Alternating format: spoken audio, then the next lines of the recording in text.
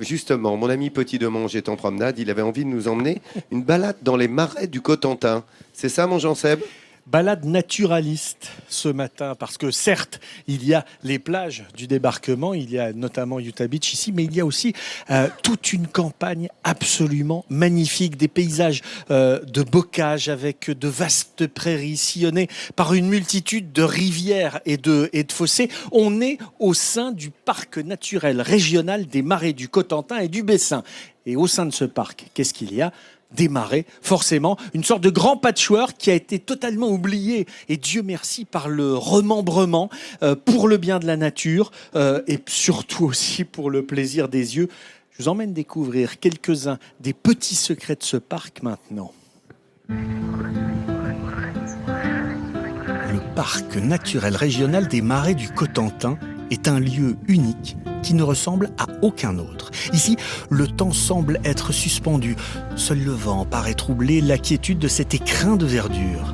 Et si la nature montre ici son plus beau visage, c'est aussi grâce à la main de l'homme qui a su l'apprivoiser et qui continue aujourd'hui d'entretenir ce jardin d'Éden. Nous sommes au cœur des marais du Cotentin et du Bessin qui présentent de vastes prairies entrecoupées de fossés, 30 000 hectares de marais qui inondent l'hiver, et on peut voir facilement les traces au printemps, par exemple sur les clôtures. Quand l'eau se retire, l'herbe se dépose sur les clôtures et on voit le niveau d'inondation. Marais, tourbières, landes, dunes, bocages. Le parc naturel revêt bien des visages. Au fil des siècles, le site a pourtant évolué. Grâce à l'action de l'homme et notamment des agriculteurs, la terre a gagné du terrain sur la mer. Pendant très longtemps, les marais sont restés quand même pénétrés par la mer jusqu'au XVIIIe siècle.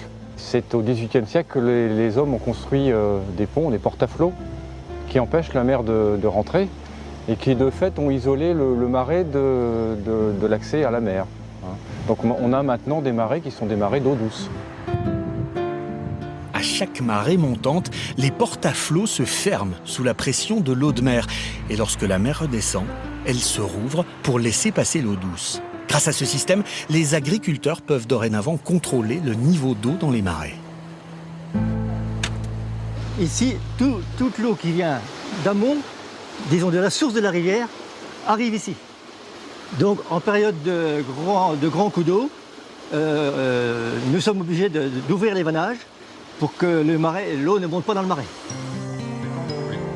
Sans l'intervention de l'homme dans les marais, le sel de l'eau de mer viendrait nuire à la qualité des prairies. Alors, dès le XVIIIe siècle, des associations d'agriculteurs ont pris les choses en main. Pour les agriculteurs, c'est un atout pour avoir des prairies. On ne laboure pas dans le marais. C'est réservé pour faire du foin. On a toujours dit que le marais, c'est le grenier à foin du secteur. Et aussi pour faire du pâturage. S'il n'y avait plus présence de l'homme dans le marais, ça serait presque la forêt en définitive, et remplie d'espèces invasives et tout ça, quoi. Au total, 5 rivières traversent le marais. Et chacune d'elles possède aujourd'hui sa porte-à-flots. Et si d'un côté, le marais est épuré, de l'autre, dans la baie d'Évé, là où tous les affluents viennent se jeter, les répercussions de l'action de l'homme sont elles aussi positives. Le marais, en fait, il amène une eau douce qui est chargée en fait en éléments nutritifs. Et tous ces éléments nutritifs arrivent en baie et ça permet la croissance des coquillages et donc le développement de l'activité d'ostréiculture, de conchiculture et puis même les coques. L'écrivain Jules Barbet d'Aurevilly décrivait ces marais comme un territoire assez vaste pour que seulement les traversées puissent paraître un voyage. Cette pensée prend tout son sens auprès de François, qui n'a jamais pu quitter ces marais. 65 ans qu'il pêche ici, inlassablement. J'ai été routier, j'ai fait le Tour de France, chantier autoroutier, et je suis revenu ici, j'ai ma maison là, et je suis très bien dans mon coin où je suis né. On appelle ça un cul-de-sac chez nous, donc il n'y a pas de danger aux voitures, il n'y a pas de danger non plus pour les enfants. On peut casser la croûte sur place, on gêne personne. Et quand on lui demande s'il pourrait s'éloigner de son petit coin de paradis, sa réponse ne se fait pas attendre. Ah, je ne pense pas, il n'y a que Jésus qui y arrivera, mais pas vous. Hein.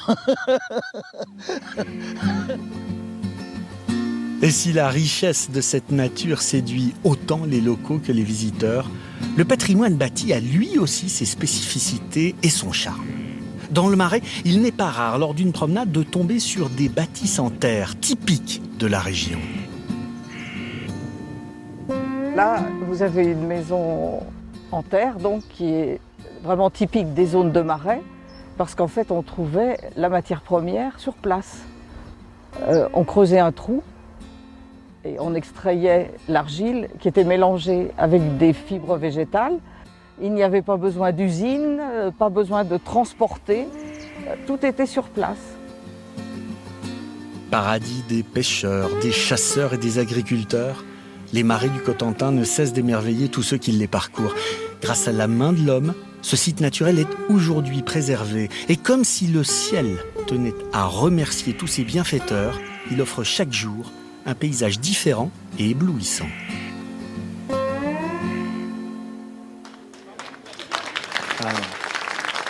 Laurent, Oh, on dirait Stéphane Marie à Aumonville-la-Rogue. silence, ça pousse.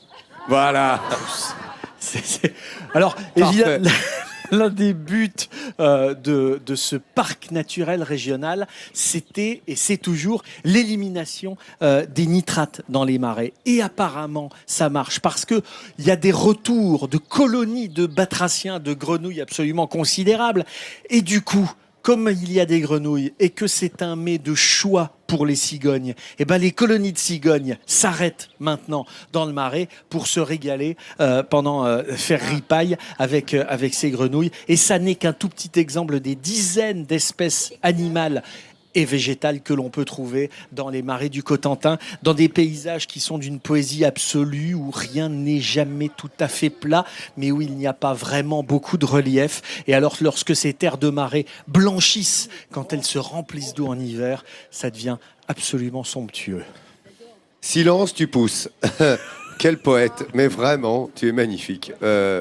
Il lui ressemble un peu. Hein, Il comme pousse ça. un peu, je Il pousse un peu.